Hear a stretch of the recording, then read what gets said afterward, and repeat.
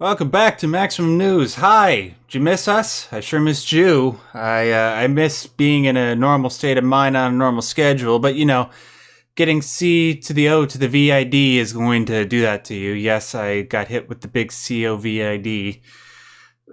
Do I even need to worry about saying it out loud? Not really anymore. No. Okay, yeah. I got COVID. That's why we didn't do a show last week. And while I'm over most of the symptoms that I was experiencing last week, I'm now stuck with extreme feelings of fatigue.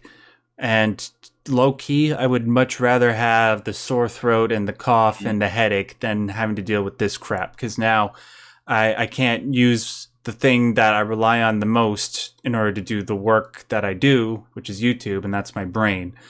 I need to be able to think, but the brain fog is for real, guys, and it sucks. But thankfully, I think the show that we're doing today isn't going to require too much, 4D chess type thinking. So we're going to push through with it anyways, and then hopefully by next week, because I am a young and healthy individual, allegedly, things should be back to normal. But before we get into that, I got to thank, I got to acknowledge my co-host, as always, the lovely Sybsidian. Hello. What's going on, man? Well, I always remind myself that I am a little bit lucky because I do happen to be mostly computer. So I have to watch out for the viruses that are in digital form a little bit more so than the ones that are in DNA form. So yeah, but those can kill you. Those. Well, I mean, they either kill you or it makes you crazy or turns you into a killer robot, and and Elon is really unhappy about that at the moment. Did you see that? Like, he was like, "We've got to stop all AI stuff. Emergency, emergency, emergency. This is the biggest news cycle." And they're like, "All right, everybody, we're going right to Elon Musk live at Twitter HQ to talk about the impending doom of the human." Wait, sorry, no, we are going to the courthouses in New York for a surprise announcement. It's like, oh, great, okay. I mean, one of those things is really important. We already kind of knew that about Elon. Yeah, like he's not been happy about the AI stuff. No, and I get it, but there needs to be a more systematic approach to how we deal with this. Well, then again, I probably bet that he has tried. He is the richest man in the world. I can't wait to do a really full, in-depth guide. We have been talking about it for quite a while, and we've been kind of prepping it. Ash, of course, has the AI Plays channel. He's been doing a lot of stuff on there. We're looking at expanding that and having some more deeper discussions on AI. So please, if you think that's something that you'd like to hear, please let us know in the comments. Please do. I think we're linking that. If we're not, we should. Anyways, let's move on to the gaming news. That's why you guys are here to listen to us. I get COVID for one whole week, and they cancel E3. That's what happens. Yeah, that's great. Okay, so, well, no, it's not. It's actually kind of, I don't know. Like, I'm kind of have mixed feelings on this. Black Pencil Ninja, Saib, he was the guy who we used to do the show with. Yeah.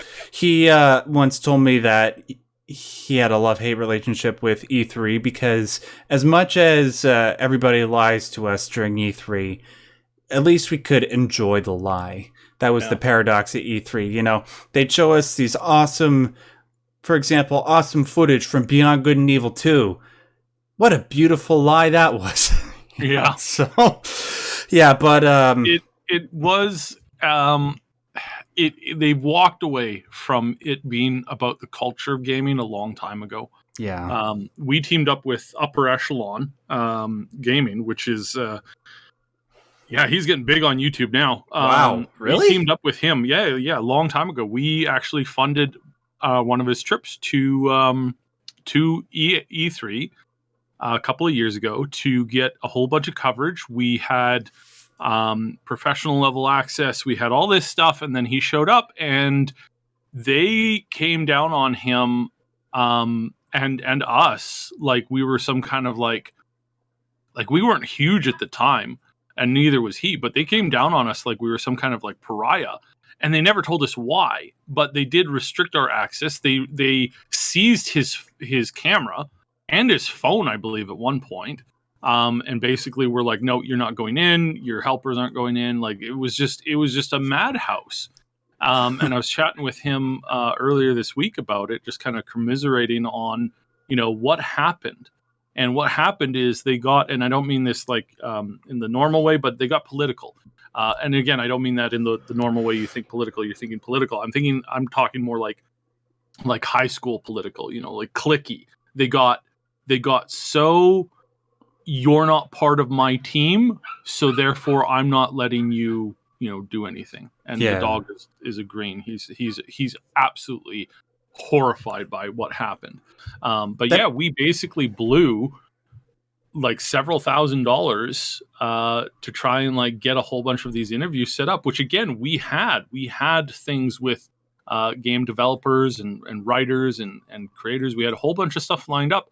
And then the people who organized and ran E3 basically shut us down and said, nope, we refuse. You're not allowed to do anything. You can't bring in your laptop to do interviews. You can't bring in your camera to record any of the interviews.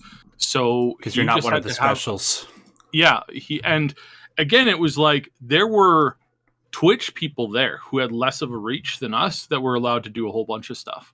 But because we weren't in the in-group, and again, we still don't even know what that meant. Like, we had no idea what that meant at all. And that's when I think that was when I came out and was like, basically like, hey, this is going to kill E3, because the minute you start playing favorites, start everybody gets in, who went and, got a ticket or had the credentials. But once you're inside, well, then there's two lines. There's the line of the friends and the buddies and the people who were allowed to cut into line, when requesting interviews and stuff like that, who, again, same size or smaller than other people. And then there were other people. And again, it was like some of the magazines were, at the time, some of the magazines were like, we can't afford to pay these people off anymore to get the access that we want. And half of those gaming magazines are now gone. So it's like, this didn't just hit us. This was like, they were picking winners and choosers based off of, all I could say is probably based off either corruption or bribes. Yeah, of course. It's the biggest gaming. That's what it was. The biggest event in gaming that happens every year. And naturally, because of that, everybody's going to try and be a part of it. And they are only going to make room for the people that are the big wigs, like the main companies. And, it sucks, and they shouldn't have done that. They should have tried to make it so that it could be a truly big event for everybody that has something valuable to offer and to market to the video games industry. And they're probably realizing that right about now, Cy, because as I just said a moment ago, E3 is canceled. And it was canceled in 2020 because of COVID. Then it was digital in 2021. And it was canceled again last year. Mm-hmm. And it's canceled again this year. And they're not...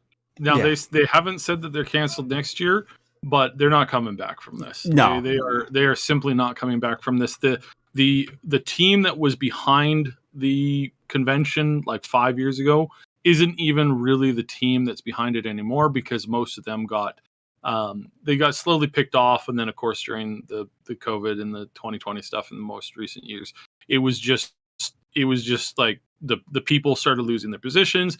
And from what I've heard now, again, take this with a grain of salt, I've heard some rumors that basically there's a bunch of people that are left on that board who are basically just hacking up whatever is left of E3 and just like, running it out for cash and stuff like that. Yeah. So they're literally vultures preying on the corpse of their own thing, pulling what they can out of it. Now, again, it's like, take that with a grain of salt, but I won't be surprised if in a couple months we hear that the organization behind E3 has been hit with some kind of embezzlement charge. There's been, money has gone missing, and suddenly there's just no way that they can even rent out a local bowling alley that closed down 3 years ago to do anything, versus like trying to get one of the biggest conference centers in the world and host one of the biggest events in the world. I think that's what we're looking at. I think we're looking at a complete and total failure of leadership that has stemmed from greed and people just, again, we saw this years ago where they were willing to take bribes, push people around, do things because they had a certain idea about what was supposed to go on. And that's a heavy accusation, but you look at it right now and it's like, well, either they were completely and totally inept and had absolutely no way of controlling themselves, or they're just thieves. And in either case, it points to the same problem, which is a complete and total failure of leadership. They couldn't even arrange to get this. They had 3 years to work on a return, right? A big return, a big splash. How's their competition doing? And competition is doing great. Mm-hmm. All these small studios learning how to do their thing. You mean that they couldn't be bothered to even offer like rudimentary services in any of these things that have gone live over the last like year and a half? Like, really? So yeah, complete and total failure, and deserved justly by a bunch of idiots who don't know what they're doing. Yeah, it's absolutely true. It became far too expensive for even like the big companies that you come to expect to be at E3, like Nintendo, Sony, and Microsoft. Like, what's the point in spending all this money to advertise your games at this event when the world, especially the world of gamers, are moving online and can be relied on to be marketed to online? Why not just do Sony State of Plays and Microsoft and Nintendo Directs to announce your new projects? And you do them all around the same time, like in June, like they did in 2021 and 2022 to a degree with Summer Games Fest, which Jeff Keighley's still going to do. Why not do that? Because it's cheaper and you get the same stuff done. It sucks because like E3, when it was the great thing that it was like Christmas for gamers.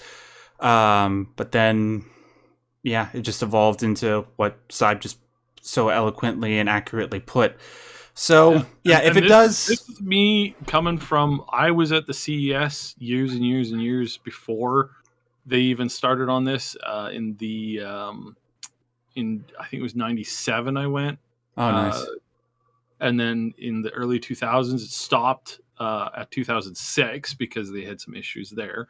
And then they tried to basically they got it back up and running in 2009. And then I went once back then. And so, I hate the idea, right, that this is going away. But again, it's like in combination of the data leaks that they had, combination with the recent vile level of hey, you're my buddy, so I'll pull strings for you, or hey, I can be your buddy if you pay me enough. It's like that kind of stuff, those kinds of offers, those kinds of things. Like, if you don't crush them as an organizer, then it's just going to destroy your image. It's going to destroy everybody. Nobody will want to deal with you because only people who have bad morals take big bribes. Yeah. And I mean, you can say small bribes, but that comes down to a question of, well, what's a bribe, right? But that if that's if that's what your core is, then you're not going to last very long. So yeah, big failure on that part. Oh well, so it sucks, but it's not like we're going to stop getting game announcements throughout the year. It's not like it's going it seems there's already PlayStation, Xbox already have big showcases planned. Bethesda got a huge showcase planned. Mm-hmm. We've got a whole bunch of smaller showcases. We've got, again, the Jeff Keighley going in, the big he posted right before the news dropped. He's like, "Hey, join us for I saw that this summer," and it was like he basically stepped behind them, slit their throat, and then push them out onto the stage after he had done his big thing. Is like, what do you got? What do you got to follow up with this? And again, if you doubt anything that I said about it, Keighley raised much of the same points. Now, I think he's got a couple problems, obviously, himself. I think everybody does, right? whenever you're trying to do something big like this, you're playing favorites. You're doing something right on some level. And so I'm not saying that Keeley is flawless. I do think that he's done a great job. A good job. I don't think he's done a great job, but I think he's done a good job. Yeah. And that I think that, and I hope that he looks at this and he uses this to point to, the people that do work for him and say, we don't ever want to become this. So don't let yourself become this. Don't fall for the same tricks, because eventually you'll be out of a job, or, you'll be part of something that died. And then who's going to want you from there? Yep. All right. Well, rest in peace, E3. If you do come back, hopefully it's in a better form than it was, although I'm not holding my breath for that. Thankfully, aside for the rest of the show, we do have mostly good news. There's one piece of bad news, but it's more something to laugh at than to despair over. So we can take solace in that. All right. So, Syb, while I've had COVID, I found it hard to do work in the same way that I normally do. I have gotten some work done, but there are just times where it's like, you know what? My brain's not cooperating with me. I'm not breathing like I normally should be. Don't worry, like everything's fine, guys. So when that sort of thing happened, I just said to myself, you know what? Screw out everything. I'm just going to go play something fun. And what better game to play than Resident Evil 4 Remake, which came out it came out 9 days ago? When did it come out? It came out on March something, like a few days before the end of the March. Yeah, so if you guys have been following the show for any period of time leading up until the last week of March, you'll have heard us talk about Resident Evil Remake, all the hype leading up to it, all the reviews coming out, everybody saying it was awesome. I was hella hyped for it. I had to see if all the 10 out of 10s that people were giving this remake were just nostalgia speaking, or maybe there was some, I don't know, some BS talking there. Well, I played it. Syb, all those 10 out of 10s are very, very well deserved. This game is... I played all the way from start to end. I finished the game in about 13 hours. I played it on normal. I got a B. I don't normally play Resident Evil games to be a badass and go for the S ranks. I don't have the time, unfortunately, even though I would.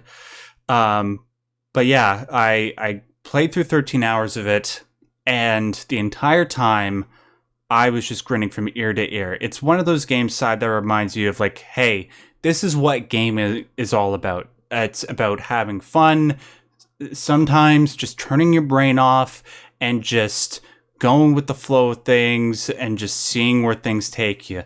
You blowing off zombies' heads, looting their bodies, finding as much treasure as you can and trying to sell it so you can get all the best guns and then do all the badass stuff and have Leon say all the badass one-liners. It's go, go, go the entire time. It's a frenetic pace. It's a very fresh pace. There's never a dull moment. All the characters are awesome. Everything that was somewhat lesser, even though there's very little that was mediocre or bad about the original Resident Evil 4, because virtually everybody considers that to be a perfect game. But anything that might be considered that was either erased or improved upon with the remake. Ashley is no longer annoying, and she actually has a very, very interesting emotional role on the plot. Luis has his role expanded, and let's just say that he's handled like a G in this game. The fights, except for maybe like Ramon, which kind of disappointed me a little bit fighting him. I didn't really like his boss that much, but everybody else was so much fun to fight. Del Lago, I think fighting Krauser was my favorite boss fight that I've fought in a long time. Yeah, and on and on and on. Syb, I haven't had this much fun playing a video game since maybe Elden Ring, and even maybe before Elden Ring, because Elden Ring, it's a magnificent game, but sometimes you can get pretty pissed off playing a game like that. With Resident Evil, I was just having nothing but bliss the entire time. I wish I could go back and play it again and again and again. It's the quintessential remake. It takes everything that was great about Resident Evil 2 Remake and combines it with everything that was great about original Resident Evil 4, puts it together, and creates perfection. Literally, Sybe. The only thing that I can think about that was anything short of good in this game was that sometimes Ashley pants a little bit too much and too loud when she's following you around. That's the only thing that pissed me off. Some people would call that a bonus. Yeah, I'm not one of those people. I'm not a certain. I mean, weird corners of the internet. Yeah, no, really like that. That's and some morons that have some sort of such a problem with the way that Ada Wong was portrayed that they feel the need to go and harass the actress off of social media, even though I thought that she did a lovely job. But aside from that, I didn't even hear about that. Yeah, I'll look it up later. I'm probably going to be highly annoyed. She got rosed like the one actress that played Rose in The Last Jedi, regrettably. But yeah, it's moving away from that. Excellent game, guys. If you haven't played it, or if you're looking for a great way to get into the Resident Evil franchise, now is the best time. I give Resident Evil 4 Remake a 10 out of 10. It's been a long time since I've given a game that type of a score. I reserve it for very, very specific games. Hell, I don't even think I give Elden Ring a 10. I give it like a 9 or a 9.5. But yeah, I give RE4 Remake a 10 out of 10 because there's no problems with it. It's so much fun. It's quintessential gaming. Mm-hmm. Sybe, have you do you have any interest in going to check it out? Or like what?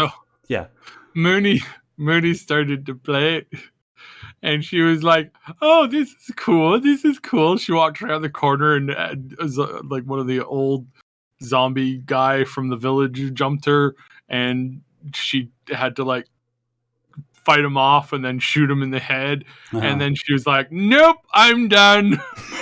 That's all she could take? That's all she could take. She's like, "No, I can't do it. No. So I've been like, I'll check it out probably at some later point. My favorite Resident Evil game that I have been waiting for a very long time for is the remake to Nemesis. So that's the one that I've been like. I don't know if they're ever going to, because it is kind of it's sort of a spin-off game. It's not like really one of the main side. They already did Nemesis. Did they? Yeah, Resident Evil 3. What? No. Like the Nemesis, like stand, or did they just like bundle it with 3? Because 3 and Nemesis were different games back then. Are you sure the original Resident Evil 3 wasn't called Resident Evil 3 Nemesis?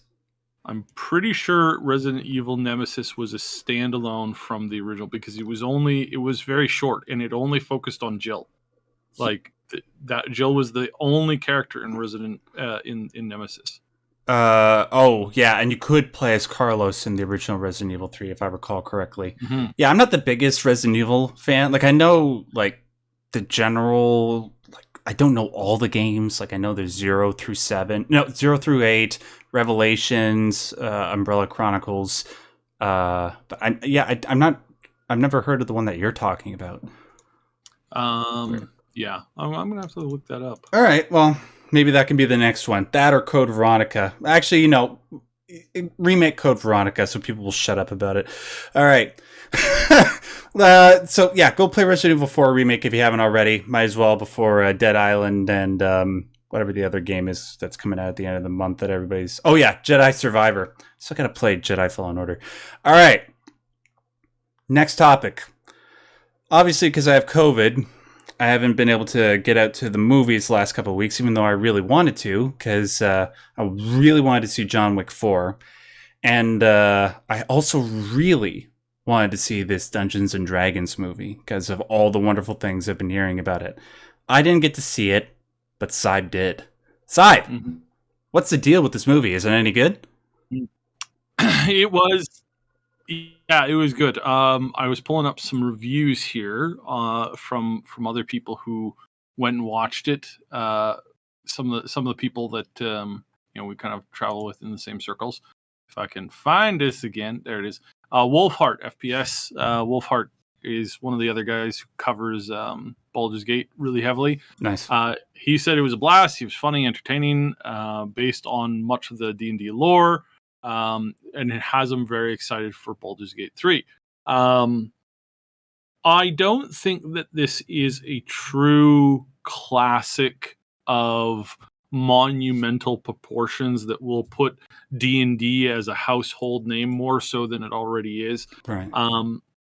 I don't think so, because it's not that it wasn't good, it was great for what it was. It's that in order to do that, you have to climb up so many different barriers, and you have to really get this out in front of like a huge audience, and just, you really have to just like, you would have to have this like thing that happened to the Lord of the Rings, right?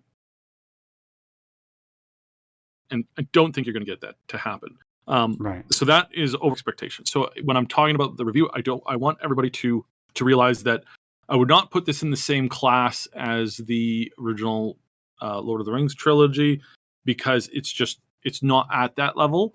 But that's not the movie that they made. And some people confuse, some people think that, all movies could be as great as Lord of the Rings. And it's like, that's not how movies work. You're going to have a nice, funny movie that you see with your friends. You're going to have other movies that you see with other people. Lord of the Rings is something that you can show for, years to come, and it'll still contain its heavy beauty and its references and its cultural impact still. This movie's not that, but it's not bad, and it's not something to sneeze at either. Can it start a new universe like D&D? They talk like the metaverse type thing, where it's like, you get the Marvel verse, or you get the DC universe, and that kind of stuff. Can it create its own meta universe?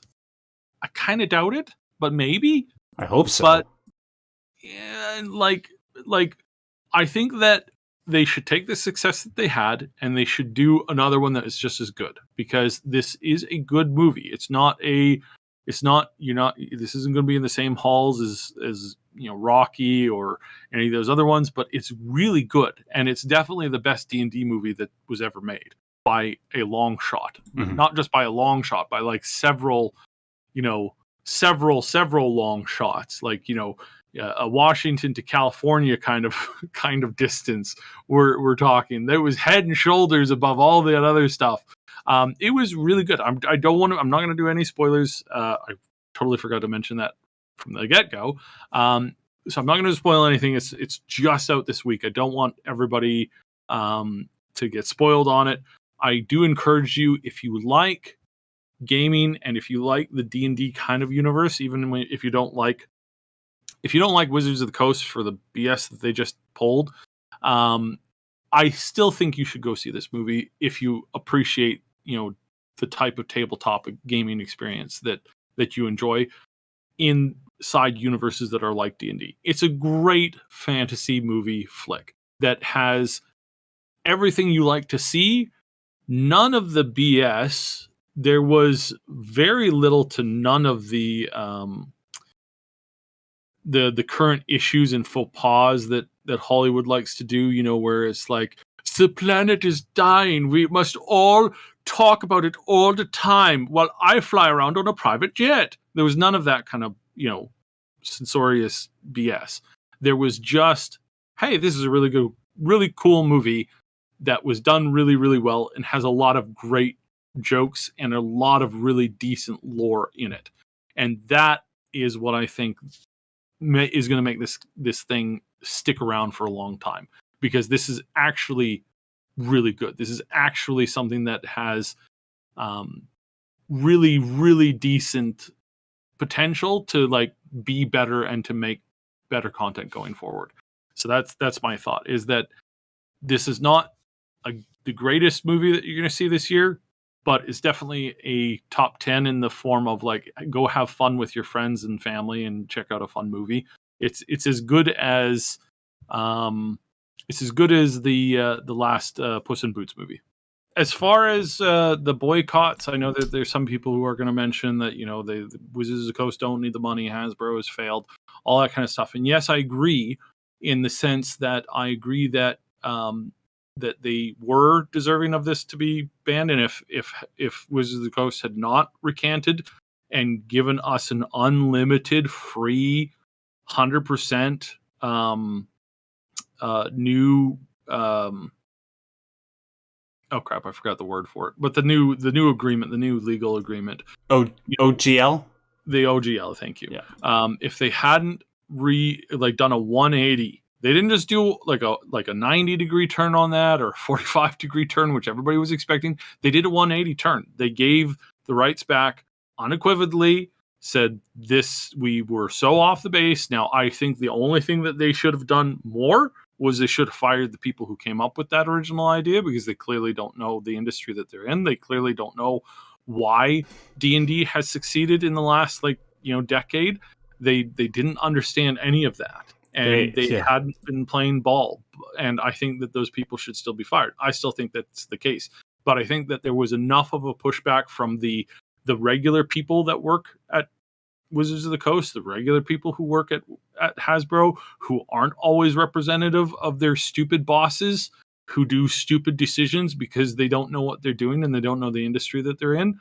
I don't think it's worth to boycott since they made that 180, and since again this decision, at Wizards of the Coast wasn't necessarily because of Hasbro. Hasbro's got its own problems, obviously, but they, as far as we can tell, and we did a lot of digging, we can't find that this was really brought by them. And because the movie was good, because the movie didn't have any of this pandering BS, it's like, this is fine. This is something that we can is more than better to bring out and to support. And people still talk about the idea of boycotting Baldur's Gate 3. And again, it's totally different companies, very little connection there other than just the IP. Right. You would only be hurting Larian essentially. And if I wasn't going to boycott Hogwarts over that stupid stuff, why would I boycott this over this stupid stuff? So that's kind of where that is. And again, I'm not denigrating anybody's issues. If you choose to boycott it, I'm not calling you dumb. I'm saying, that's your right. Everybody has a right to do that. But I personally don't think that they don't deserve that at the moment, because they had succeeded at doing a 180. So I figure reward them for that, go see the movie, and if they get the hint that this is more of the stuff that they want, that this is the kind of behavior that we want to see from them, then they go, oh, okay, and then they learn to do it right. You hope that eventually they get put out to pasture, and some new blood comes in to that leadership who actually understands what's how to actually service the industry. Right. Yeah. Now, speaking of Dungeons and Dragons, let's talk about a person who is a great contributor to that particular IP.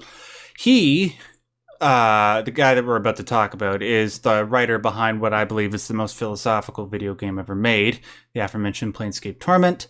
He's also the writer for games like Star Wars Knights of the Old Republic 2, Pillars of Eternity, the new Prey from 2017, Icewind Dale, and designer on one of the original Fallout games. We are, of course, talking about Chris Avellone.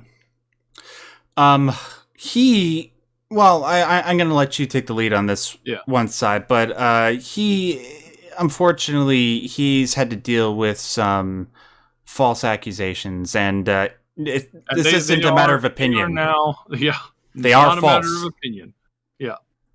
The people who came out and made the accusations have issued a full apology and have recanted their words, essentially saying that they made it up because they felt like they wanted to, see some movement in a social situation that they felt that they could, help encourage, without realizing that it just hurts other people when you do that.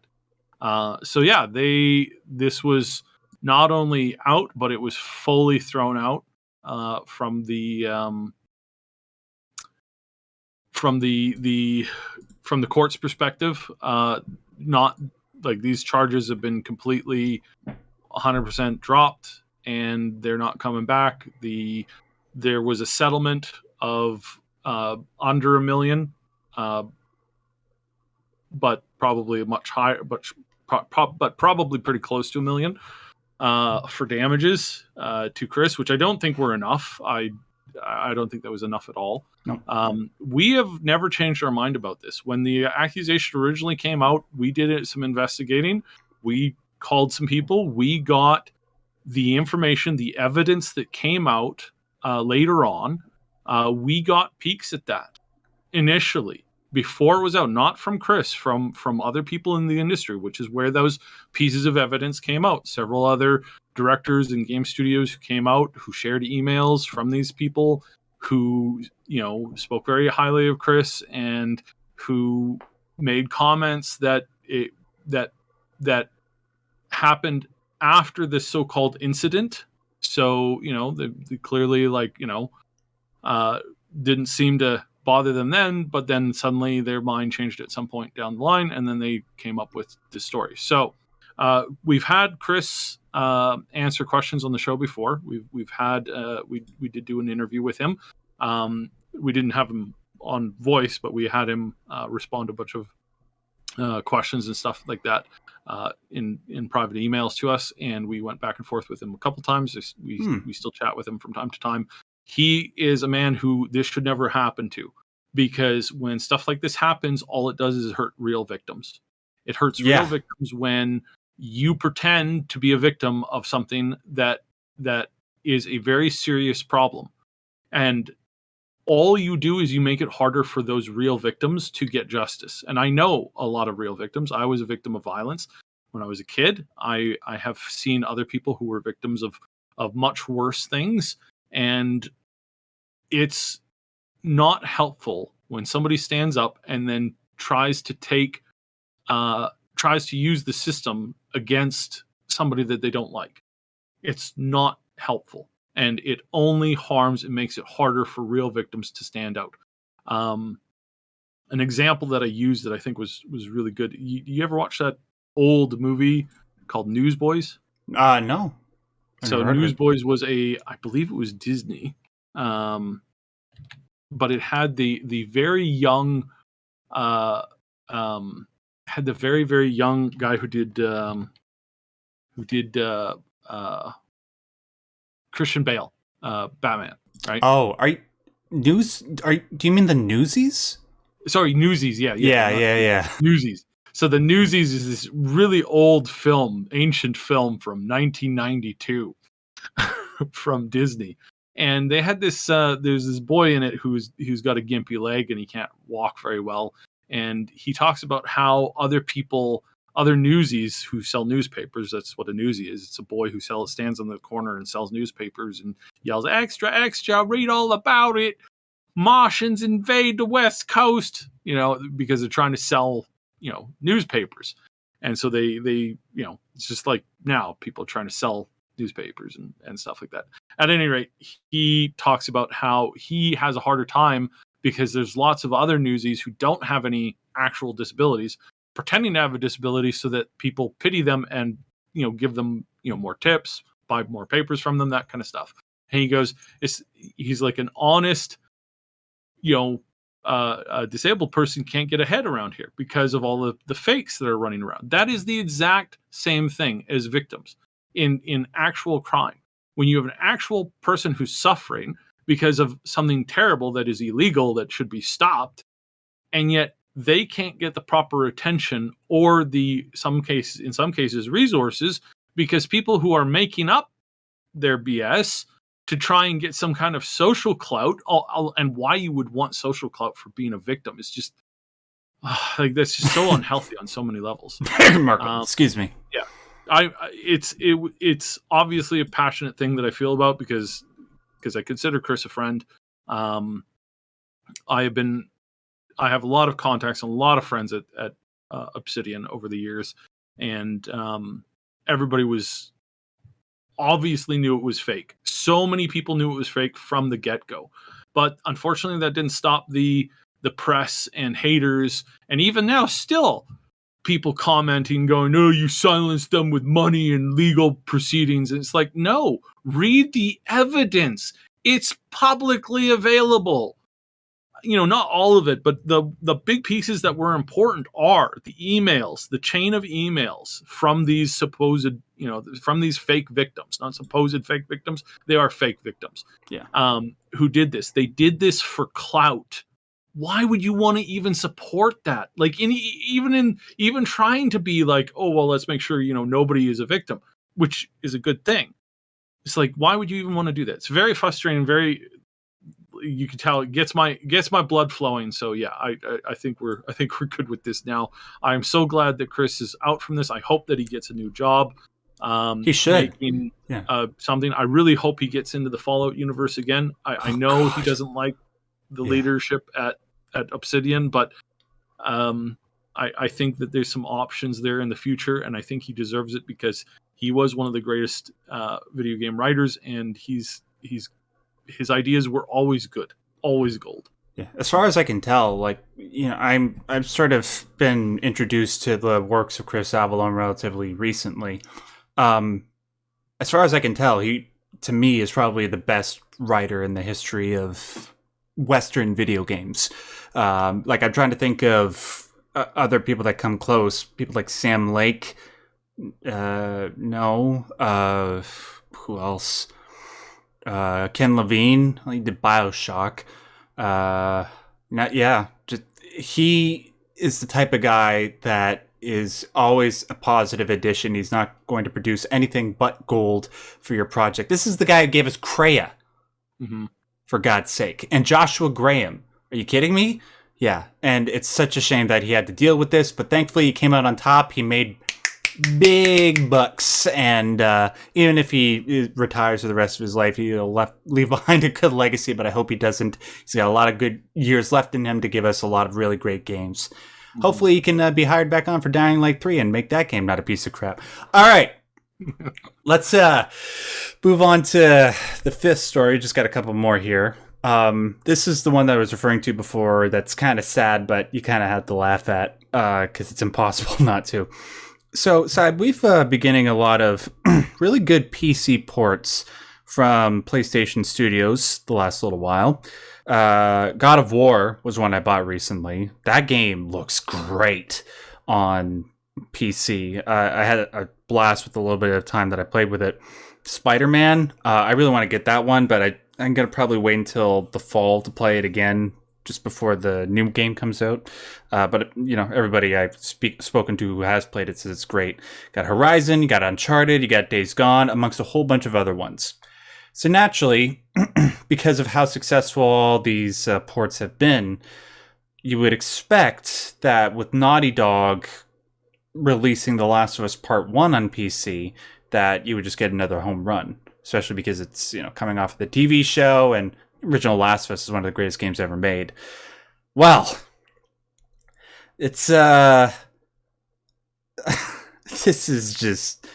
this makes the whole Arkham Knight fiasco back from 2015 look like child's play. That makes that shit look competent. The bugs that people have been posting online about the Last of Us PC port have been inducing bipolar emotions, that of sadness, anger, and genuine hilarity. So, Side, let's just do a brief rundown of some of the stuff that people have been dealing with in regards to The Last of Us on PC. So, right when you boot up the game, it's sort of not a coin toss, but it's a toss of the dice as to how long it's going to take for the shaders to build up when you start the thing. For some people, it takes 2 hours, some people 4 hours. I don't know. I have a pretty powerful system, but even people who say they have powerful systems tell me that they're waiting for hours before they can play the goddamn game. And even when they do, even when they're able to get into the game, they experience frequent stutters and crashes. Graphics sometimes looking like abstract paintings, like somebody melted crayons and then made Joel and Ellie's face out of it. I'm trying to be accurate with my words, by the way, when I say that. I'm not trying to be exaggeratory. Mouse control causing camera jitters. That's not good. I mean, look what happened with Wolong. What else? Oh, one of my personal favorites that was as horrifying as it was hilarious was Joel having blackface. I think the Act Man posted that on Twitter. It's so bad. And then like Ellie, she will sometimes stand on her hand and spin around like looking like she's breakdancing. Yeah, it's really, really bad, and it's a shame because Last of Us is a top 20 game, not top 10, but top 20 definitely. And I love it so much that I was willing to pay for it again once it went on sale on PC when it came out. But given its current state, it's going to need a hell of a lot of patches before I could even consider that. And it's a damn shame. Was there anything else I was going to say about this? No, just they have put out a couple of patches, and some people have been saying that they've been having some luck, but it's, you know, 1 out of every 10 people that are still having problems with the game. It's a goddamn travesty, and it's kind of surprising. I mean, say what you will about their last. Hold on. Surprising though. Oh, sorry, go ahead. So, say what you will about their last game that they released, but all of the games that they've released are at least technically sound, right? So what the hell happened here, Syb? Sorry to interrupt you, man. So no, it's and I'm not. I don't think I was going to say what you thought I was going to say. But I think what it is we have a case of extremely bad ports right now in the industry as a whole. It seems every game that has been ported to PC recently has just been a total and complete catastrophe. And I believe that's the case because the big companies who do these ports from console to PC, they don't actually care that much, and that is, I think, where the biggest problem lies. Is that do it in house.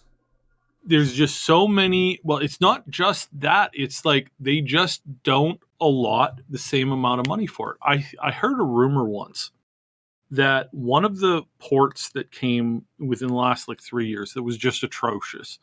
I heard a rumor that they put 3 people on it, and those 3 people were paid less than about $30,000 to port it to the PC. Now, why you would do that when you stand to make more money from the PC version than the console version? I don't know if it's arrogance or just straight up stupidity. I'd say stupidity. Again, we raised this with the last couple of stories. It's like the idiots running these companies are so stupid and have no sense of service and quality when it comes to serving their communities of customers, that they just think that the cheapest, dumbest thing will work. And sadly, some of the times that's true. And that's why they can get away with it. Because, they'll ask, hey, how much did so-and-so spend on porting that title over to the PC? Oh, well, they spent, they had like a team of like 20 people working on it for like a month. And then they popped it out and it was really bad. It got pretty bland reviews, but, they still sold 10 million copies of it. Oh, okay. Well, can we do it for cheaper? It's like, why would you want to do it for cheaper? 10 million copies, that's hundreds of millions of dollars. What are you doing? Why would you risk that? Why would you risk doing that? And again, it just boils down to the industry as a whole, from the console game makers, the developers, and the publishers. They really don't care about certain aspects of their audience. And it's not just the PC versus console. Sometimes it's region. Why do we get these bad region ports where it's like the game comes out in I'll say these ones. Japan has this problem a lot. Japan will come out with a game. It's for a niche audience. They'll sell 10,000 copies in Japan. And then they'll port it to English and they'll sell 100,000 copies to the English world.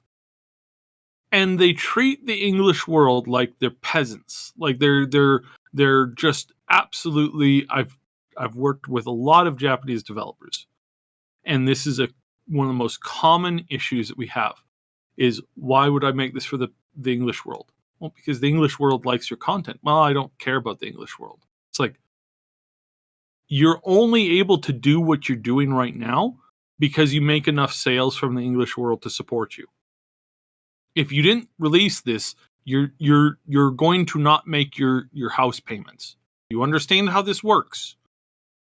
Yeah, but I really hate the English. It's like that. What did they do to you? Yeah. What did they do to you? Like, seriously. Oh, well, something political from 50 years ago. It's like, yeah, they were just supposed to sit there and take. You know what? No, I'm not going to go there. I'm sorry. It's so frustrating. Sometimes it's just a we're better than you thing. Like, I heard this from a dude. I saw this on one of the podcasts that I watch from time to time. Dude was like, yeah, my people group have never ever had slaves. And the guy was like, bull, pull it up, look it up. Oh, no, they didn't just have slaves. They had the longest continuation of slaves in the entire history of civilizations. Yeah. And it's like, okay, you don't have a leg to stand on here to denounce other cultures as inferior to yours. Like, you just don't. Why are you doing it here? And yet you encounter it over and over again. And it's not just Japan. It's Korea. It's there's definitely some German studios, small, a little bit less common. And then there's other studios that they look at other people, not just always English, but they just look at other people. And again, the console versus PC thing, where they're like, yeah, no, we're not going to put money into this. We're gonna do a half-assed job on this. We don't really care. The idiots will buy it, because that's just how it works. And you're sitting there going, why? Why would you do that? You could make so much more money. So that's dumb. And it's very frustrating because as fans of a product, we just want a good product. We just want people to take our money. That Fry meme is real. Like, shut up and take my money. It's right here. Can you please just take my money? But no, they still refuse to do so. And it's so mind-numbing. It's so mind-numbing. How did we get onto that from The Last of Us? Because PC ports. Oh, right. Yeah. I'm sorry. Ports and then console, like ports and then how people are clicky, and that does actually roll back to the first story when we're talking about E3. People develop clicks, and the clicks end up destroying the thing that you're working on. Then that literally feeds you, right? You listening, Nintendo? All right, and let's move on to the final. Just something to laugh at. So yesterday was April Fool's Day, and Syb is going to sort of round up some of the best jokes that took place on the internet, because Oh God, there was some good ones yesterday. Oh Lord. So Nintendo put out a movie voices in the video games. Uh-huh. I really recommend you watch this video. It's right from the Nintendo Direct. You can go into all the old games and turn on the new voices in the new movie into the old games. So you want to play, Mario 1 with Chris Pratt doing all the lines and doing a bunch of lines. Now, yes, there obviously weren't any lines, but he reads them out in this monotone, like he's on a phone voice, which I think that they did. I think they got these people to call in and do this. Hilarious. Oh my God. It was one of the funniest things. Jack Black goes on a cursing spree as Bowser at the end. He's playing there's this Bowser game and you're playing as Bowser, and he just starts swearing up a storm, and it's like, maybe we don't want that. Maybe we don't want this. No, trust me, Nintendo. We do. We do. Oh man, it was so good. It was so good. We had Anya Taylor. Oh my goodness, Anya Taylor doing Peach's dominating in Mario Kart, and she's just trash talking constantly. It was so good. Okay. One of the surprises yesterday was a new Sonic the Hedgehog game, in which Sonic has been murdered. And you play as Amy and Tails, and you solve the murder of Sonic on a train. I thought that this was like a joke, Like they just mocked up like a trailer for it. No, it's a real game on Steam right now for free, and it's amazing. Oh, It's like it's wow. legitimately amazing.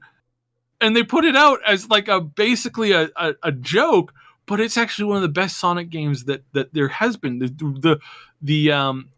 The community feedback on this has been absolutely crazy. The murder of Sonic the Hedgehog now has 9,000 overwhelmingly positive reviews.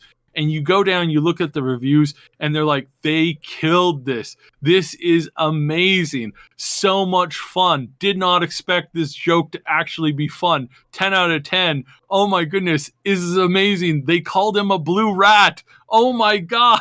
Like, that's the kind of stuff that they're getting in here. So huge win. Huge win for whoever thought that was a good idea.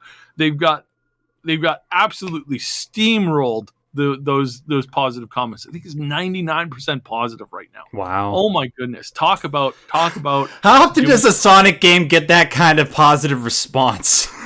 Right? Exactly. I will say their marketing, whoever is doing their marketing right now for the movies, for this, all this stuff that we're seeing right now, absolutely gold. Absolutely gold. You guys are doing an amazing job. I hope you guys get a raise, because that is, whoever's coming up with this stuff is reinvigorating Sonic as an entire franchise, and is doing something with it that should have been done 20 years ago. Absolutely amazing. I'm so proud of that. Mm-hmm. Among Us has some April Fool's stuff. You can play as a horse now. Yep, that's back. That was there a little while ago. They brought it back. Overwatch, they added a whole bunch of Overwatch voice lines in it, and they're hilarious, by the way. Having a lot of fun with. Yeah. Right.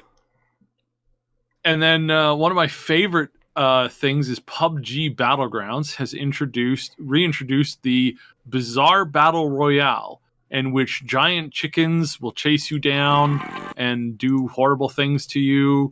You're being chased by zombies. You're using superpower abilities, exploding apples, super speed drinks. So Fortnite, just like the craziest stuff. A giant chicken who cuckoos and throws out giant flaming fireballs. Brilliant.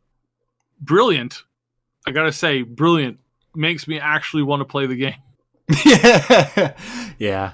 PUBG is actually the one battle royale that I can play that doesn't piss me off, low-key. But yeah, maybe I should try this out, because I do own it on PC, and it's not like I'm doing a whole lot at the moment thanks to COVID. This looks hilarious. I'm watching the trailer right now. The big chicken. Oh, nice. Okay. And then Minecraft had a very funny video. If you're a fan of Minecraft, check that out. Or if you're a fan of jokes, check it out, because it's hilarious. They put some love into making that little video.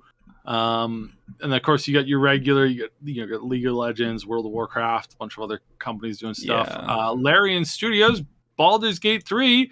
They announced a new class. This is amazing. You get to play as. And are you gonna be Gouda enough to play this class? It is a wheel of cheese, ladies and gentlemen. You play as a wheel of cheese. And let me guess, you just roll through everybody in your path. Roll through combat. You play as a wheel of cheese rolling through combat. It's absolutely brilliant. Obviously, April Fool's joke. That's not a new class, but they did put together a minute-long video of it, and it looks amazing. So yeah. And then final one here. There's a whole bunch of other ones, but this one's the last one I think I'll mention. The Razer company, who makes Razer gaming mice and headsets and stuff like that. They're crap, by the way. They fall apart constantly. Like seriously, I've never had a Razer mouse last more than a year. I am using a Corsair mouse right now. Things lasted me 3 years. Frickin' bulletproof it is. Amazing. Absolutely amazing. But yeah, Razer Mice has made a Razer mouse that allows you to shave in the middle of your gaming session, because the mouse is also a shaver. I'm looking at this right now. The razor. I mean, I it would be a good invention if it were an actual thing. You know, there's too many neckbeards out there that really need a trimming. The trailer for it is hilarious because the guy's just like he's got werewolf eyebrows and just like covered in this like heap of hair, and he just like he loses it around, so he picks up his mouse and he starts shaving with it. Mm-hmm. It's convenient. Good on you, Razor, for having a sense of humor. I like it. It's good. Yeah, this is fine. Yeah, we look forward to these jokes every year. We can reliably expect the gaming world to put their best foot forward when it comes to this sort of stuff. And this year was no disappointment. I am going to check out that Super Mario thing when we're done, though, because is that coming out this week? It's coming out soon. We got it's coming out soon. I think we're gonna try and catch that. I know Ash is gonna probably catch that for sure. I picked one hell of a time to get sick, man, because I gotta go see. I have to see these movies. I love John Wick, and just from how awesome I've heard Dungeons and Dragons is from you and other people. Yeah, I gotta do it. All right. Anyways, guys, Actually, I didn't die doing the show today, and we went over an hour. Thank God, and it was a good show.